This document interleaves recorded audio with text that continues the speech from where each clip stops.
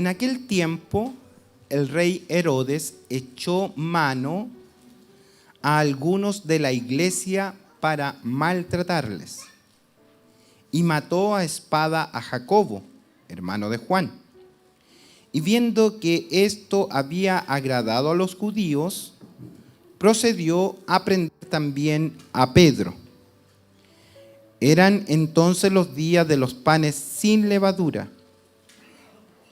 Y habiéndole tomado preso, le puso en la cárcel, entregándole a 4 grupos de soldados, cada uno, o sea, es decir, 16 soldados lo custodiaban.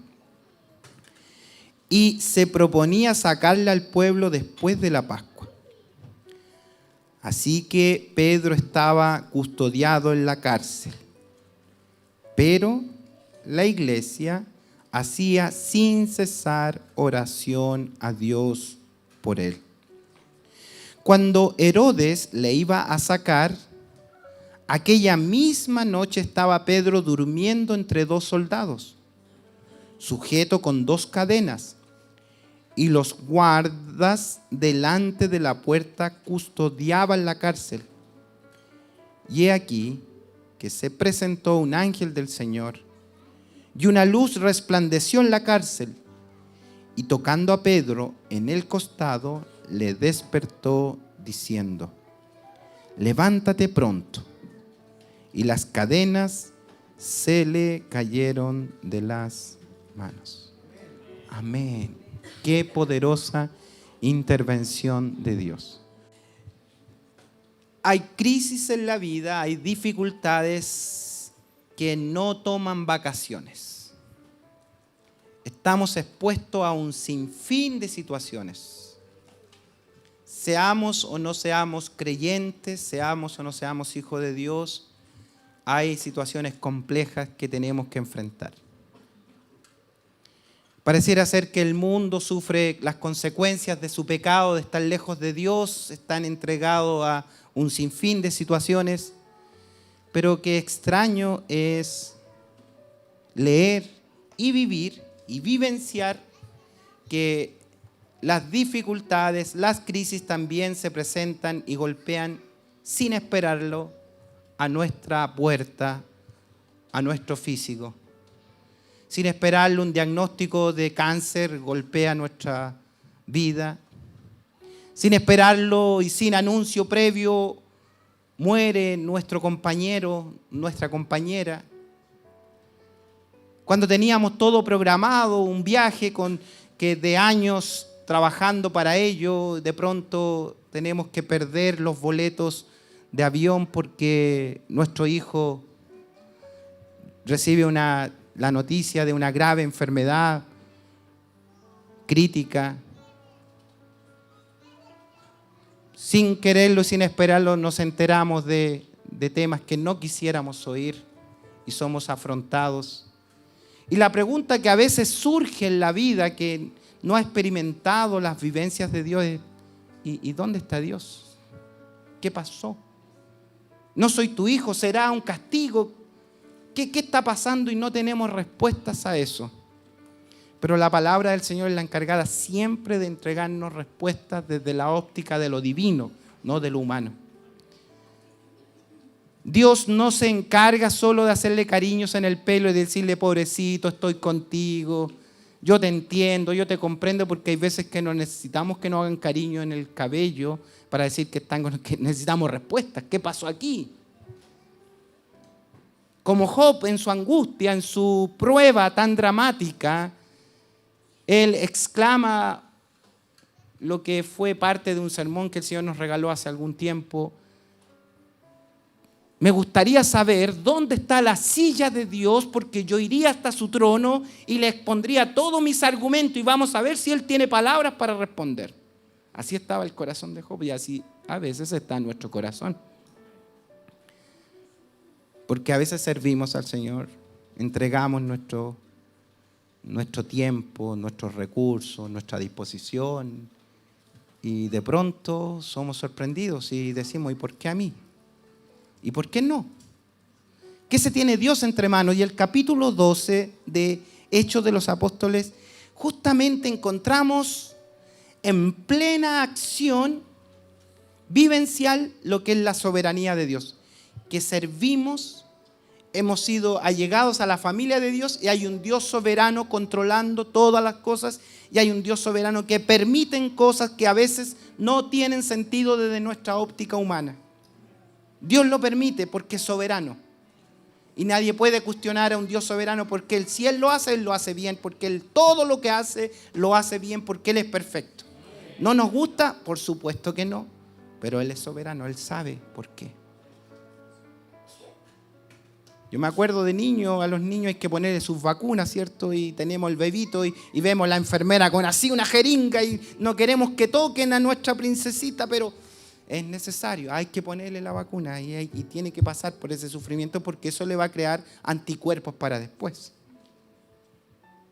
Y a veces así somos en las manos del Dios soberano. Él nos hace vivir y pasar procesos que son complejos de entender.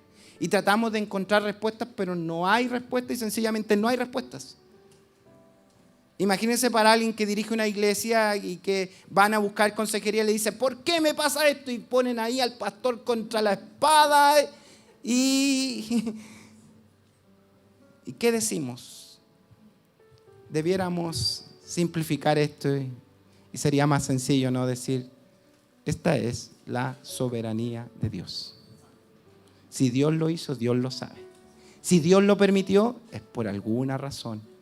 No la comprenderemos tal vez nunca, pero cuando lleguemos a la presencia del Señor comprenderemos cómo fuimos conocidos.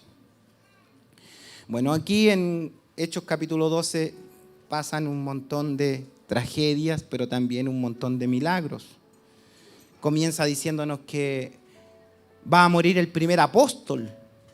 Es sacrificado, es muerto, Jacobo. Antes ya se había hablado de un mártir y se ocupó un capítulo completo, el capítulo 7 de Hechos, para hablar de todo el testimonio de un diácono que no había estado con el Señor, era un diácono que servía en la iglesia, Esteban. Murió apedreado y se escribe mucho de él. Y acá se ocupa solo una frase, dice, y fue muerto Jacobo, el hermano de Juan. Se murió. Y no se dice nada más de él, quién era, cómo era, qué estaba haciendo, cómo lo hacía, cómo lo mataron. No, lo mataron, punto, se acabó. ¿Por qué Dios es así? También se nos dice que Herodes vaya y toma prisionero a Pedro, el otro apóstol, y lo mete a la cárcel y dice, vamos a esperar unos días, 5 días, vamos a esperar para que lo saquemos y le hagamos exactamente lo mismo que le hicimos a Jacobo, o sea, vamos a matar a Pedro. Y nos preguntamos, ¿y por qué Dios liberta a Pedro y no libertó a Jacobo? Si pasó en una semana. En una semana Dios dijo, este sí y este no. A este lo sano, pero a este no lo sano. A este le cierro la puerta y a este se la abro. ¿Y qué, Dios injusto? Es difícil de comprender. Y eso nos vamos a encontrar en este capítulo 12. Vemos a Pedro custodiado con cadenas.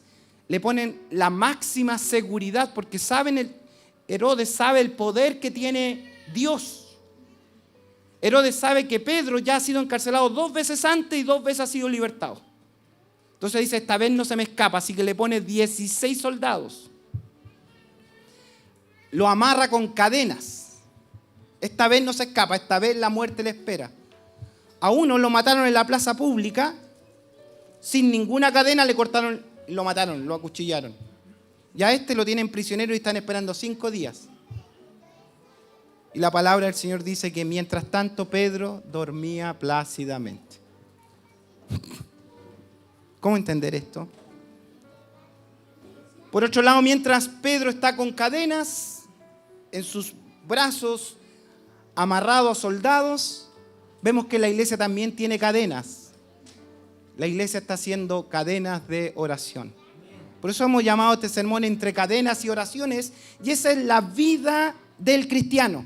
Tenemos que vivir entre cadenas y oraciones, o cadenas de oraciones, cadenas y oraciones. Tenemos que vivir aquí. Y yo encontré en este capítulo 12 a Dios actuando todo el capítulo 12, como en toda la Biblia. Y si usted está pasando alguna crisis, algún diagnóstico, alguna prueba, no tiene respuestas para lo que sucede, se ha preguntado y no tiene, creo que la mañana es el mejor lugar donde puede estar, porque yo quiero decirle que Dios está plenamente actuando en su vida. Y en este capítulo 12 me habla de 3 maneras en las que Dios actúa en estas situaciones. Primero, Dios ve nuestras pruebas. Él las conoce, Él las sabe. Segundo, Dios oye nuestras oraciones. Y tercero, Dios va a juzgar a nuestros enemigos.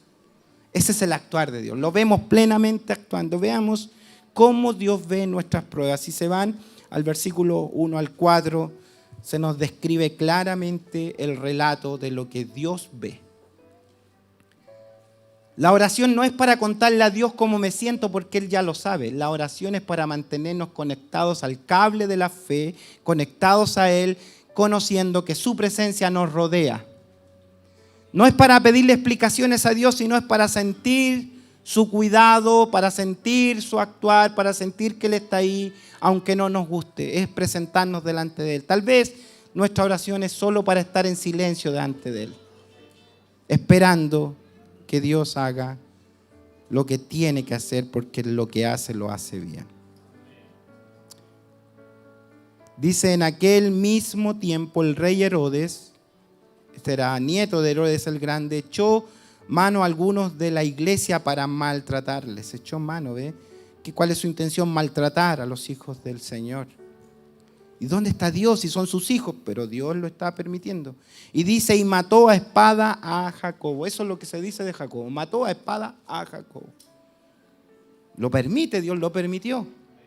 Ahora, desde las perspectivas espirituales, ¿dónde podía estar mejor Jacobo? ¿Sufriendo martirio, sufriendo cárcel, sufriendo persecución, hambre, frío, desnudez? ¿O en los tiernos brazos del Señor por la eternidad? Creo que ese fue al mejor lugar. No es trágico, es trágica la muerte, pero él está en un mejor lugar. Y mató a espada a Jacobo, hermano de Juan. Viendo que esto había agradado a los judíos, procedió también a prender también a Pedro.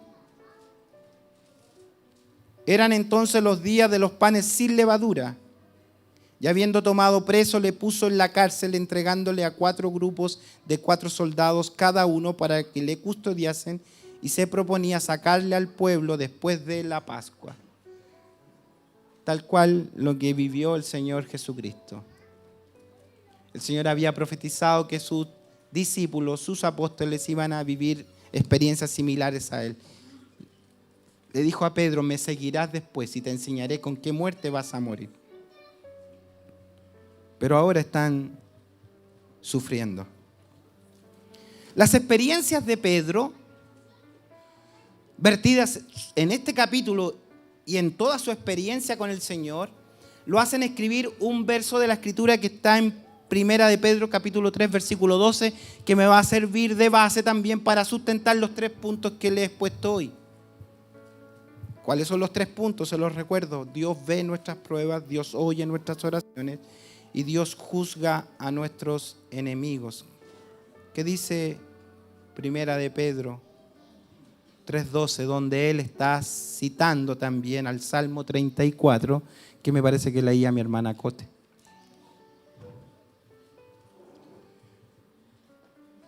Continúa diciendo el Salmo 34, ya nos dijo algo la hermana Cote, ahora yo les añado lo que el Señor tiene en este sermón y para que vea que todo tiene conexión en Dios. Porque los ojos del Señor están sobre los justos y sus oídos atentos a sus oraciones, pero el rostro del Señor está contra aquellos que hacen el mal. Eso dice el Salmo 34 y eso dijo Primera de Pedro, capítulo 3, 12. Porque los ojos del Señor están sobre los justos. ¿Por qué entonces permitió Dios que Jacobo muriera en tanto que Pedro fuera rescatado?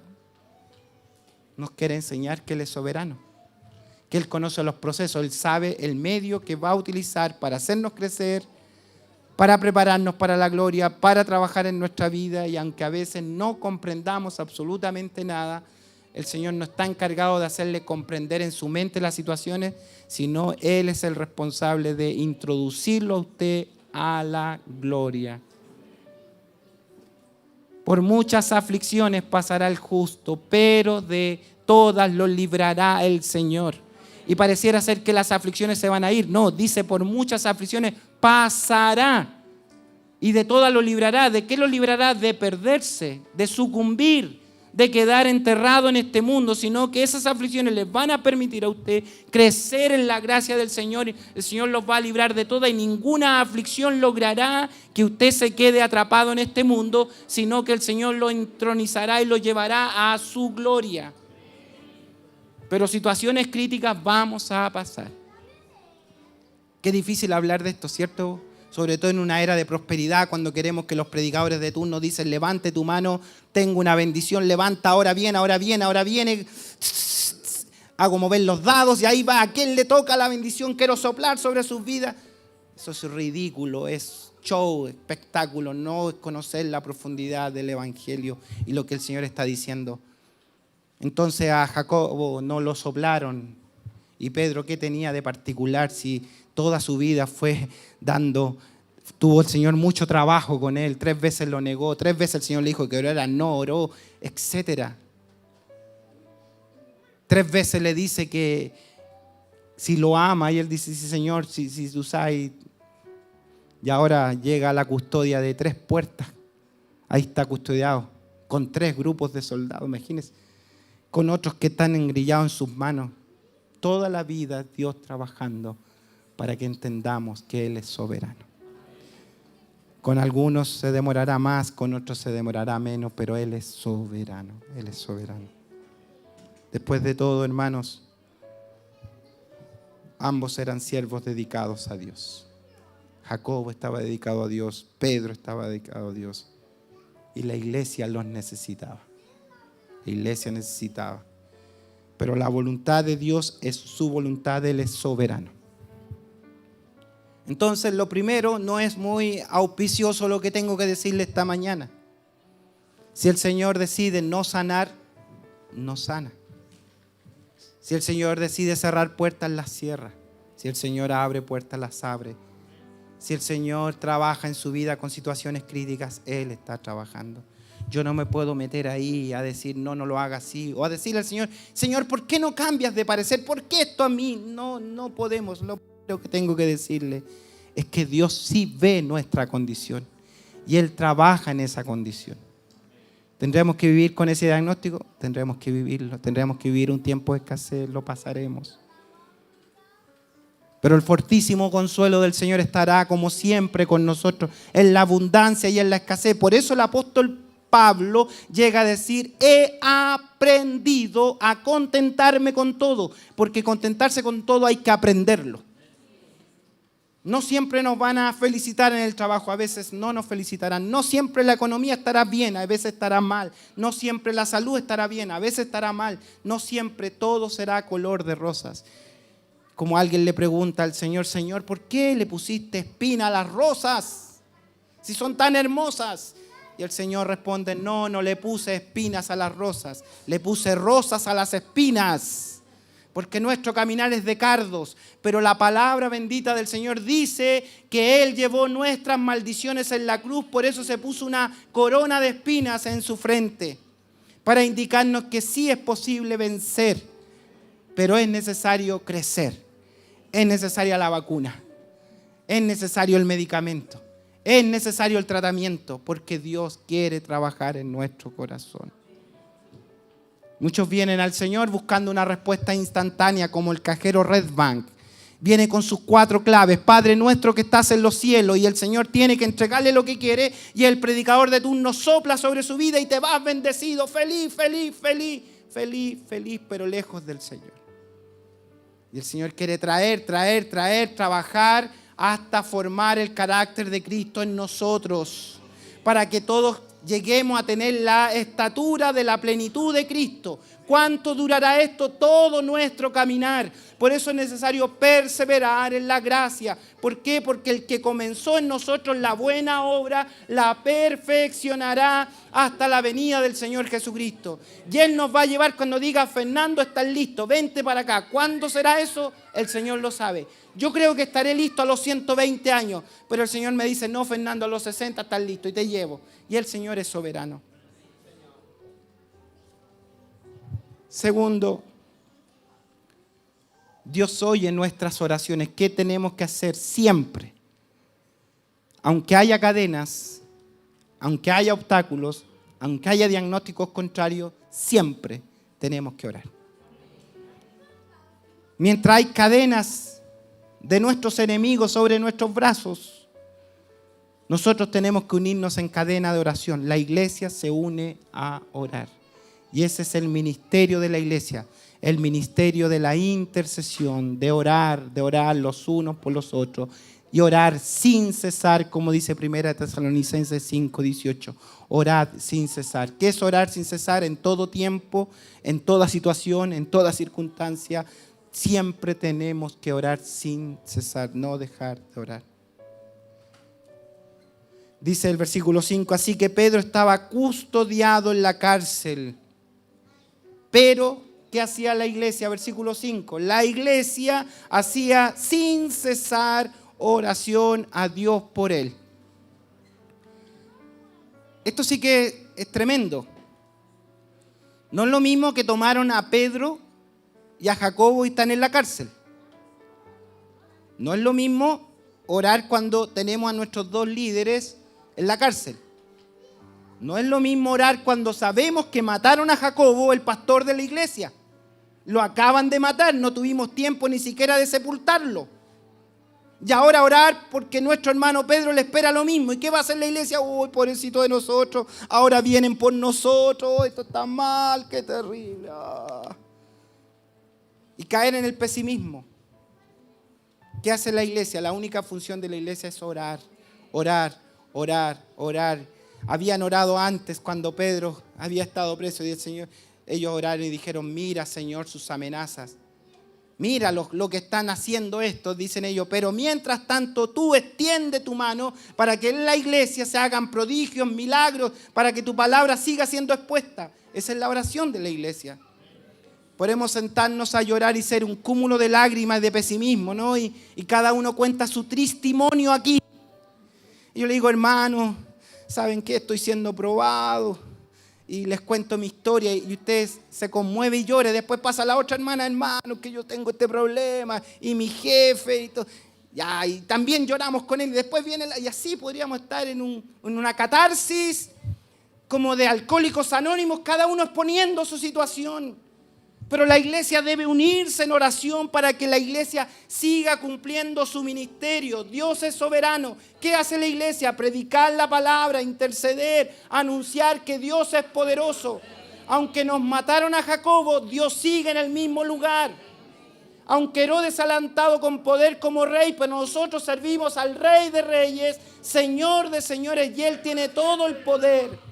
Amén. Pero la iglesia hacía sin cesar oración a Dios por él. Si se dan cuenta, la situación es bastante crítica. Está sentenciado a morir. Está prisionero en una cárcel de máxima seguridad. Note esto, hay una puerta de hierro. Hay 3 puertas. Más encima lo tienen adentro y se quieren asegurar de él y engrillan a 2 soldados, uno a cada lado. Entonces uno le tiene con cadena a la mano derecha y otro le tiene con cadena a la mano izquierda.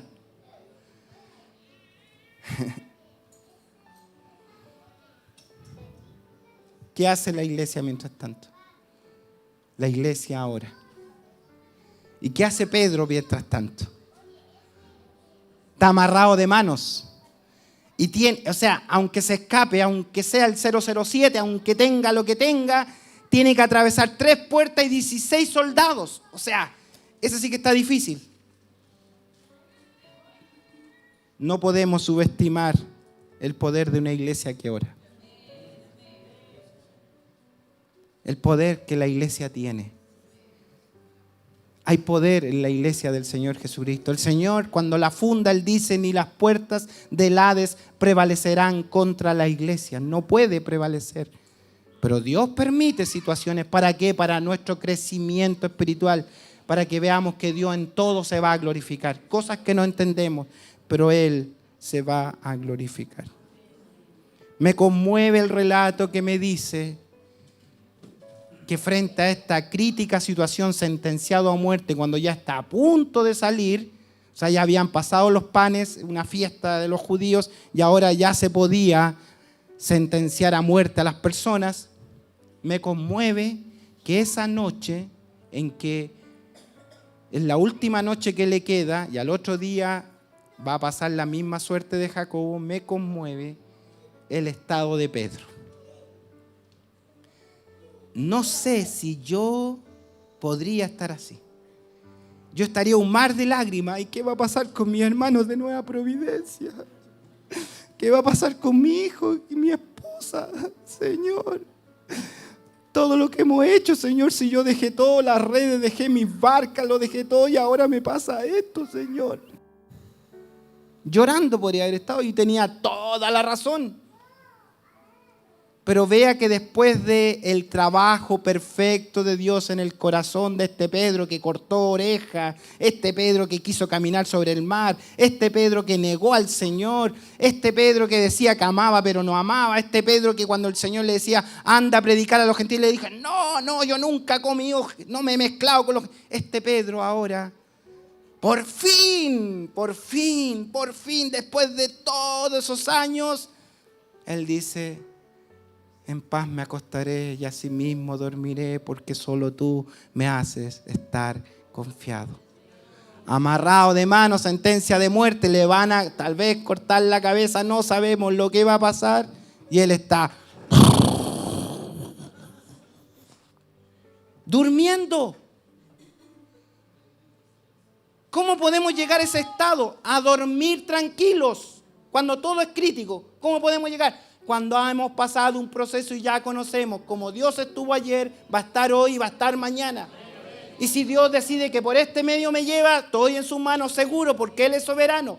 No me pierdo porque en sus manos estoy seguro. Puedo dormir. ¿Cómo sabemos que está roncando? Usted puede decir, le metió color el pastor. Porque el ángel tuvo que golpearle una costilla, golpearle. El verbo usado ahí es golpe, le dio un golpe. No le hizo así. Pedro, calladito. La Biblia dice que vino y le pegó un golpe fuerte. ¿Por qué? Porque había que despertarlo. ¿Qué? Y él despierta y piensa que sueña. Y lo primero que pasa cuando ve este ser angelical, ve que las cadenas se caen. Y el ángel le da instrucciones. Le dice, despierta, levántate, vístete, ponte los zapatos. Abrígate que te vaya a resfriar. Mire cómo es el Señor, todos los cuidados que le da. Dice, preocúpate, vamos. Los soldados no despiertan. Y él empieza a caminar. Pasa una puerta, pasa otra puerta, pasa los guardas, los ve todos dormidos. Y de pronto una puerta de hierro se abre. Y él sale y queda libre. Afuera de la cárcel. Dios ha decidido que sea diferente con él. Dios ha decidido que no es el tiempo todavía.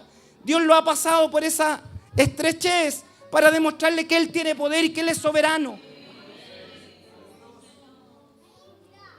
Porque Dios escucha las oraciones. Porque Dios quiere que oremos. No para darle instrucciones al Señor. Porque Él sabe lo que tiene que hacer. Y Él está trabajando en cada vida. Yo no sé qué ha decidido con usted, qué propósitos tiene con usted, pero lo está encaminando, lo está llevando por caminos.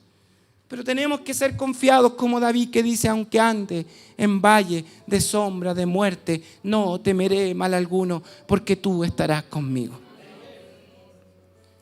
¿Será que nosotros podríamos decir junto al apóstol Pablo, he aprendido a contentarme con todo? He aprendido. He aprendido la estrechez, he aprendido en la abundancia, he aprendido en la salud, he aprendido en la enfermedad, he aprendido en el comentario, he aprendido cuando me palmotearon la espalda, he aprendido a servirte con fidelidad. Para todo estoy puesto, dice el apóstol Pablo. Pedro ha aprendido después de años. El Señor Dios está con él. Porque los ojos del Señor están sobre los justos y sus oídos atentos a sus oraciones. No podemos subestimar jamás el poder de una iglesia que ora. Hay una misionera de a principios de 1900 que dijo esto, se llamaba Isabel Kunk. Si este obstáculo, decía ella, oraba frente a las crisis, si este obstáculo viene de ti, Señor, lo acepto. Pero si este obstáculo viene de Satanás, lo rechazo a él y a todas sus obras en el nombre del Calvario. Esa es la oración de la iglesia. Si viene de tu mano, lo acepto porque es para mi crecimiento. Pero si es Satanás el que está haciendo su obra, en el nombre de Jesús lo reprendo, porque hay poder de Dios en la iglesia.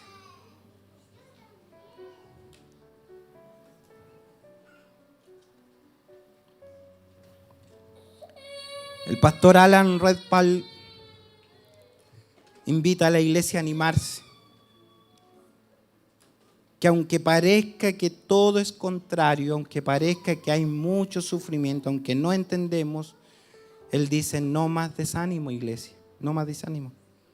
Lo que tenemos que hacer es seguir orando, porque cuando oramos estamos triunfando. Hemos sido llamados a vencer. Y no solo a vencer una o dos, sino a ser más que vencedores. Más que vencedores. ¿Qué es ser más que vencedores? Más que vencedores es ser invencibles. Invencibles. ¿Qué significa invencible? Que usted puede caer, puede morir, pero nuestro general en jefe vendrá por nosotros, nos tomará de la mano, nos levantará y me dirá, Fernando, eres invencible.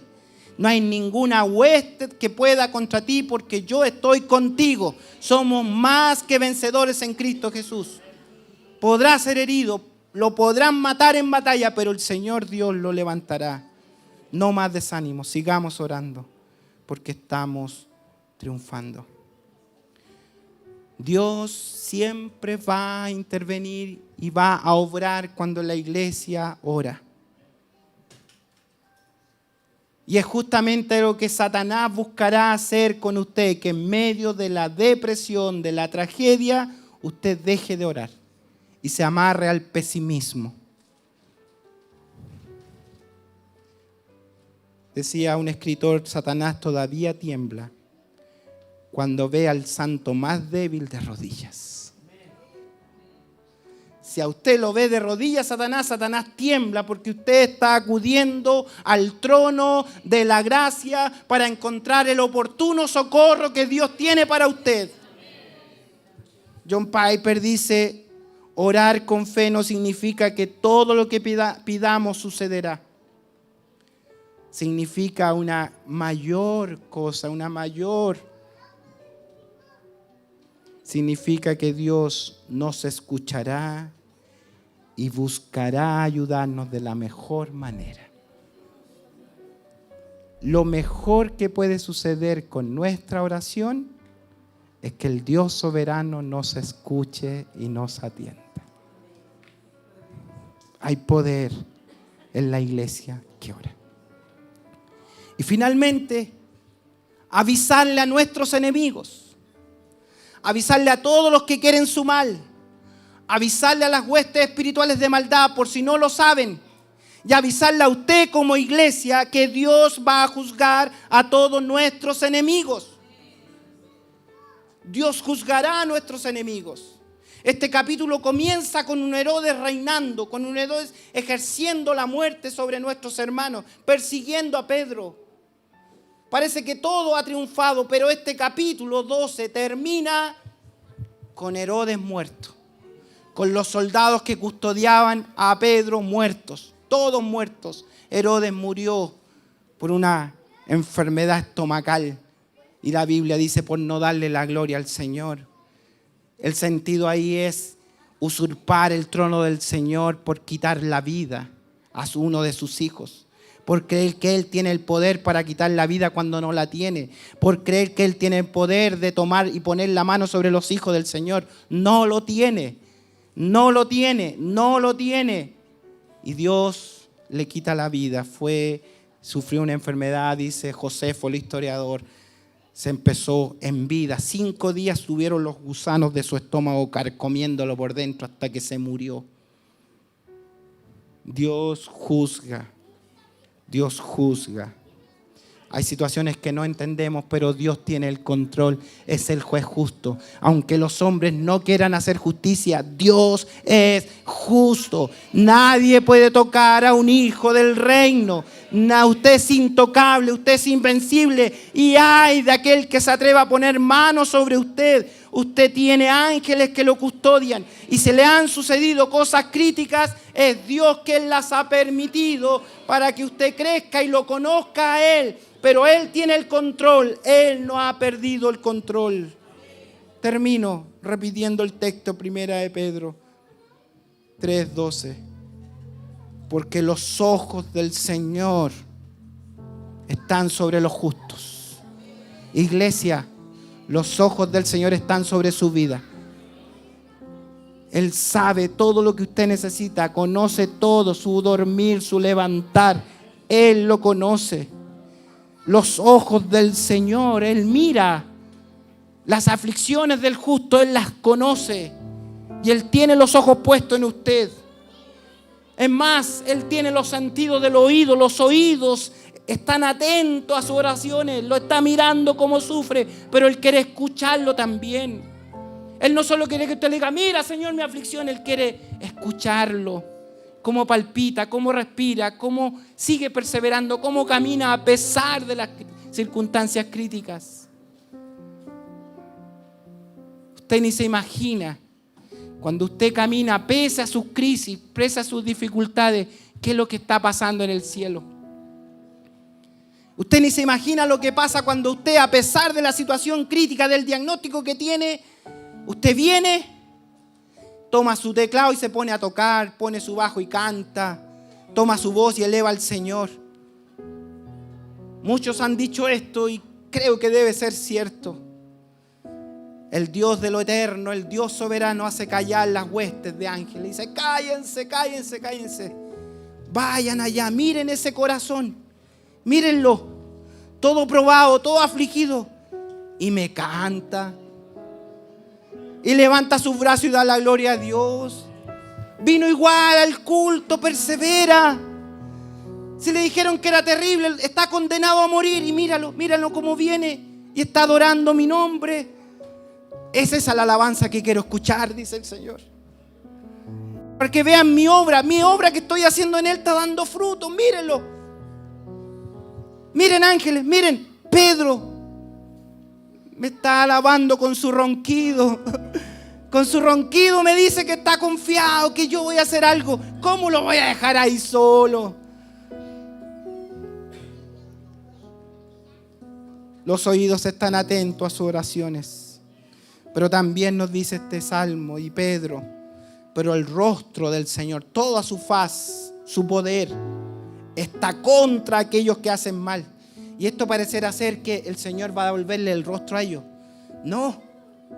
Imagínese un aguerrido soldado con cara de malvado y que le ponga la cara así, el Dios soberano, cara a cara con los que le hacen mal. Se desintegran. El rostro del Señor nadie lo puede ver porque el que ve el rostro del Señor muere. Y eso dice, mi rostro está contra todos los que te hacen mal. Ese es el Dios que servimos. Y estamos entre cadenas y oraciones. Pero Dios no se mueve de su trono y tiene el poder. Esta hora quiero decirle que el propósito de la iglesia es solo uno. No es dar remedios paliativos temporales a circunstancias particulares. Vaya por favor al verso 24 y aquí concluyo mi exposición esta mañana. A pesar de todo esto, muerte de un pastor, liberación de otro, oraciones, soldados que mueren, Herodes que muere, todo es para el titular del diario El Mercurio. Primera plana, murió Herodes, pero el cielo comunica otra noticia, dice: pero la palabra del Señor crecía y se multiplicaba. Aleluya. Pero la iglesia crece, la iglesia sigue haciendo la obra. Porque esa es la misión que tiene la iglesia: dar testimonio de nuestro Dios fiel y verdadero. Esta tarde yo quiero invitar a todos los acongojados de corazón. Quiero invitar a los afligidos. Quiero invitar a aquellos que están con diagnósticos críticos, con situaciones complicadas. Quiero invitarles a que pongamos nuestra situación delante del Señor y le digamos: Señor, confío en que tú lo harás mejor que yo. Confío en que tú trabajarás, confío en que tú me fortalecerás, confío en que tú me harás crecer, confío en que tú abrirás puertas si hay que abrirlas. Todo lo que sea necesario para mi vida, para mi hogar, para mi familia. Confío en tu trabajo, Señor. Quiero confiar y nos vamos a unir en la presencia del Señor a darle gracias y a pedirle que Él trabaje en nuestra vida.